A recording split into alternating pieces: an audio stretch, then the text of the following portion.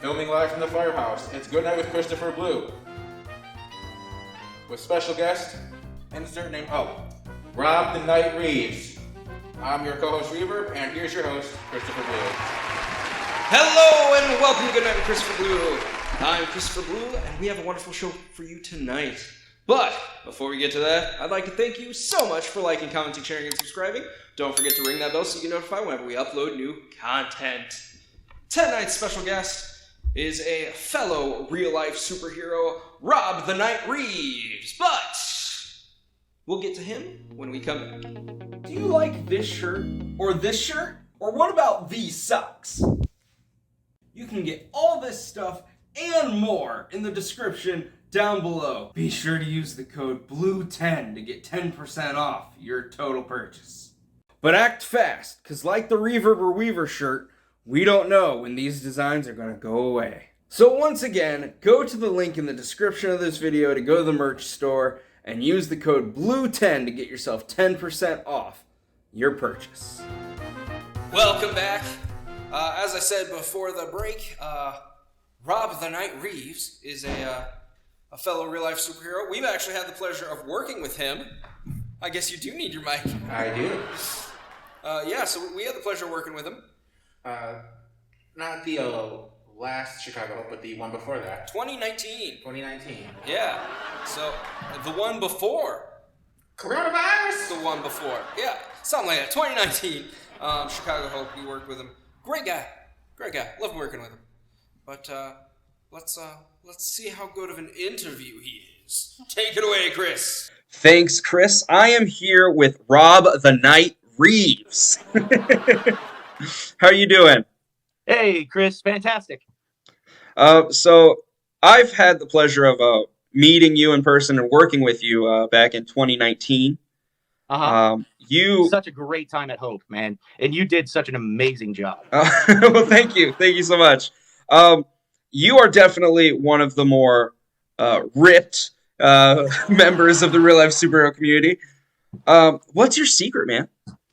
I do it really for me. That discipline to either, get into training, pay attention to fitness. It blends into other aspects of my life anyway. So as long as I can incorporate it into that aspects, it just intrinsically comes out. Yeah, I love that. So you came up with the name The Nyght, not spelled how we normally do in America. How did that come about? Well, that was during a time of me trying to be really, I don't know. I think as myself and a lot of young men in their youth, they fall victim to the edgy darkness of trying to be a badass and trying to project toughness and stuff like that. And I always had that idealization that I wanted to be like Batman. I wanted to be the Dark Knight, and I can be in someone's nightmares. And that led into again another facet of my personality, which is I love Greek mythology, and got into Morpheus, and then the psychology of wanting to be someone's nightmare, and that whole power fantasy of vengeance and stuff like that. And over the years, it's kind of evolved, kind of like my my real life superhero persona. Is I don't want people to be scared of the night. I don't want people to be scared of darkness. I want people to feel safe. And sometimes, and not in like the Templar sense, because the church and whatnot's not for me, but a knight in the sense that you're a champion of someone for someone. And that helps me still stay who I am and be who I want to be at the same point. And then the why is in there because no one else is like me. Yeah, fair enough. So you took your mask off, which actually leads perfectly into what I wanted to bring up next. You have recently come out of the closet as we speak. Lighting. You are the Nyght. Yeah, right after that big long rambling, right? You recently came out of the closet, so to speak, and revealed your identity to the world. Yeah. Why did you decide to tell the world who the Nyght was, and how has that changed your ability to do hero work?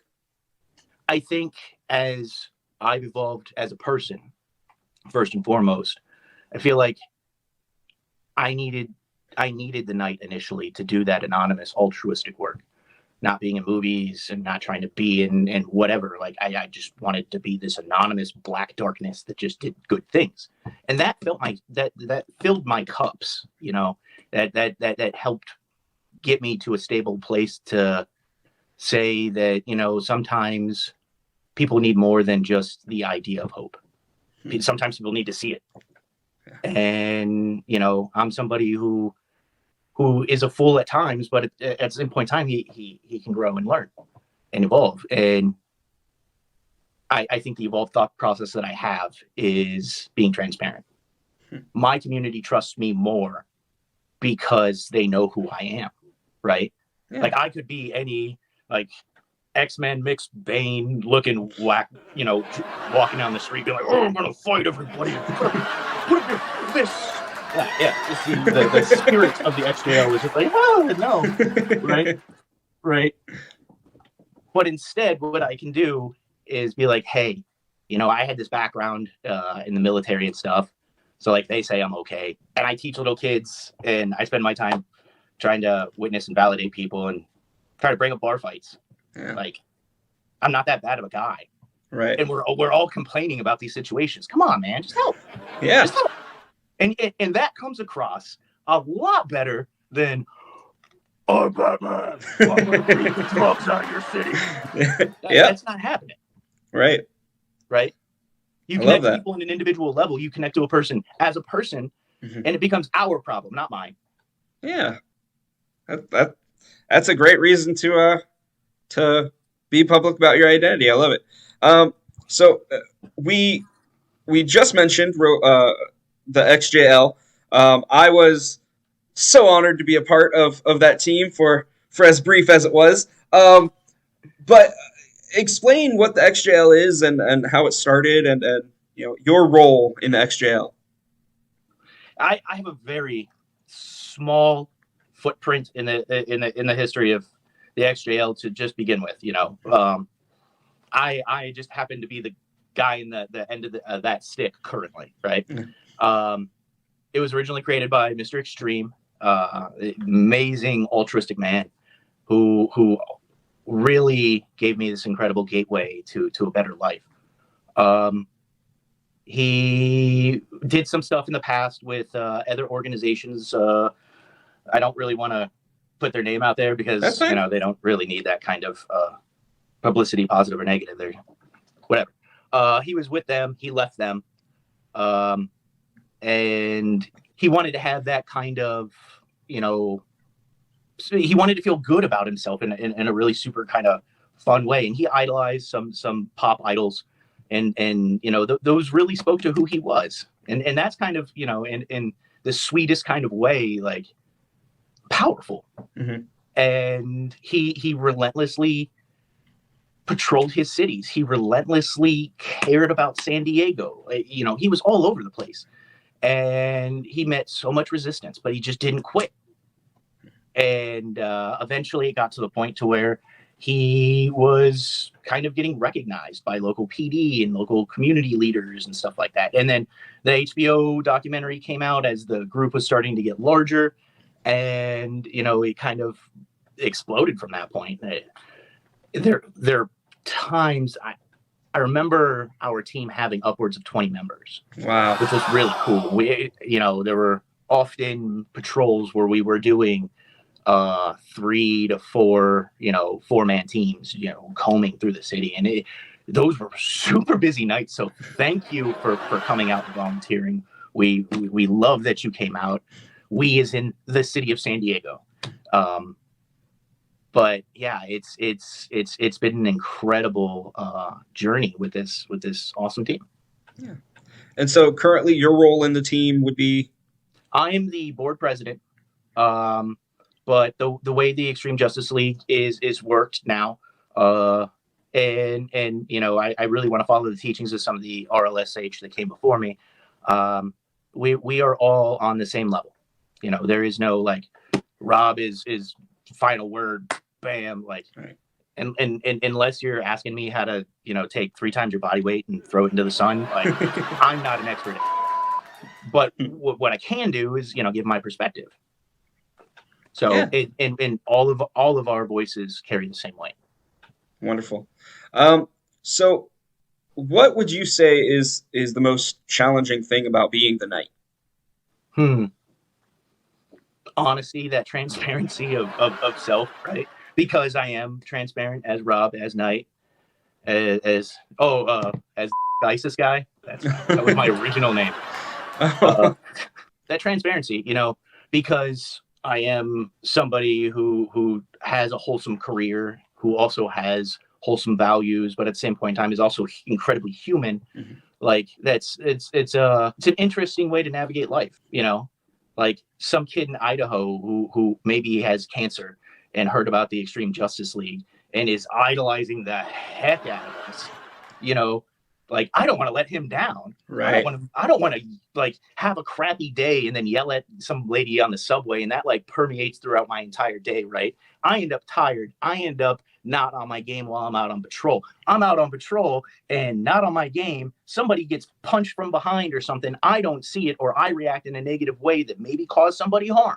Mm-hmm. You know what I mean? Like it all connects. Right. So sometimes it feels a little pressure. Mm-hmm. Sometimes it feels like a lot of pressure.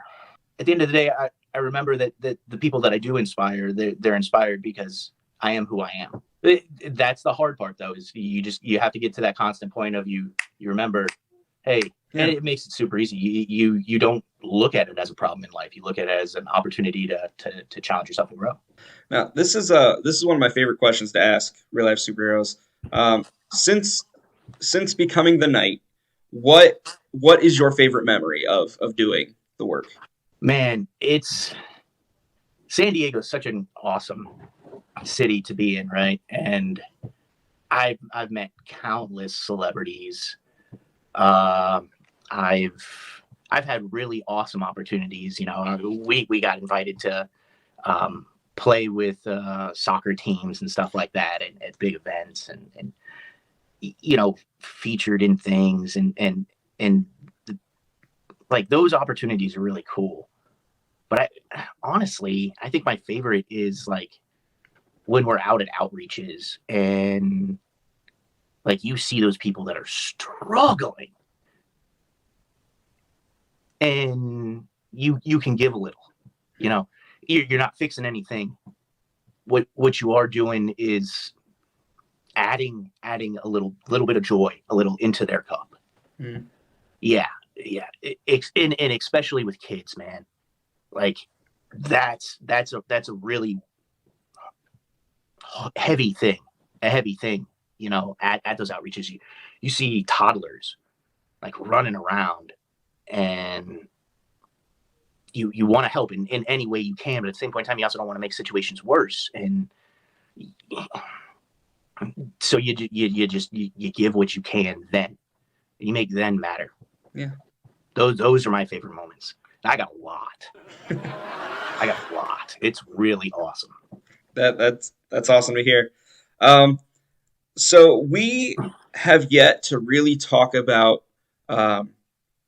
crime prevention and crime patrolling on our show, and I was kind of waiting to speak with someone like you, who is very hands-on about that situation. So what can you tell us about being a real-life superhero doing crime prevention, crime patrol, and why you might not recommend everyone doing that? Yeah. It's super consuming work. Because you have to put that due diligence in. You have to pay attention to your community. And more than just like, oh, I'm going to open the newspaper. I'm going to scroll through, Facebook community messenger. No, like you have to go and hang out and watch. You have to go and you have to pay attention to those things. And it's not convenient, man. You have to really be dedicated to those things, right? Heat maps are a perfect example. And you can find a lot of those for free online, where they talk about certain areas where the highest reported crimes are. You can also look for areas with the highest concentration of homeless or unhoused. And you can kind of like picture together where those places are. You meet where the alcohol is. If you have like, we're blessed that some city planner was like, all right, well, at least we're just going to put all the vices in this one damn area and be done. Yeah. That's kind of nice. But so we can kind of figure out where and what we're needed and how we can best help in those situations, right? Obviously, if I'm going to go into an area where there is a heavier presence of the unhoused, I'm going to try to make sure that I have people with me that have skills like social work, or psychology, or even medical backgrounds, because that's way more needed than some guy that knows kung fu, right? And if I'm going to be in a situation where there's going to be a lot of de-escalation and stuff like that, I'm going to want some guy that has a cool, calm head. I'm not going to want some mouthpiece that's going to instigate a fight or escalate things to make things worse. Yeah, and just to be clear, because I know we're probably going to have some questions about it. Yeah. Your goal is not to be a vigilante, correct? No. And I get that all the time. Like initially, when people make it past that initial, and when are you? All right. Hi. I'm a real life superhero. I dress like this. That way you pay attention, and you're paying attention to me. You feed a homeless guy peanut butter and jelly, or break up a fist fight. It sucks, right? Let's do something about it. Come on. Yeah. Right. Yeah. That's the secondary thing. Well, Nyght, thank you so much for coming on the show. I loved having you on. Loved having this conversation. Is there any last minute things you want to shout out or throw out there? I want to send a shout out to you, actually, first and foremost, because thank you very much for inviting me on here and giving me the opportunity, and ultimately helping to collaborate with you to make an amazing project that, maybe a little self-servingly helps San Diego. But thank you on that. And in speaking of San Diego, thank you to all the other amazing real life superheroes out here: Hot Flash, Light Fist, Fallen Boy, Osprey, Madam Moxie. We got the California Initiative, Hawks, Bug, Rock and Roll, all those guys. Thank you all. If I missed you, I'm sorry. I no offense meant. Thank you guys for trying to make the world a better place. And if you're watching this, pay attention to this guy. Pay attention to Chris because he's doing something good. And at the end of the day, go to bed happy. I appreciate that. Thank you so much. That means a lot coming from you. Before we wrap up, where can people find what you guys are up to and keep track of what you guys are up to? Yeah. So you can check us out on all the social medias. We got Facebook, Instagram, Twitter, TikTok. TikTok is probably one of our most active aspects. We have a team page. All of our members also have pages too. So you can come out and check those out too. We do tips, tutorials, and stuff. We also repost on all the other social medias. So, it's all one big thing. Awesome. I'll make sure the links to your socials are in the description of this video. Thanks, again, I can't thank you enough for coming on. It's been a blast. Awesome. And now we send it back to Chris in the studio. Thank you, Chris. Well, that's our show. Thank you guys so much for liking, commenting, sharing, and subscribing. Don't forget to ring that bell so you get notified whenever we upload new content. Until next time, good night, my sweet little angels. I'll see you in the future.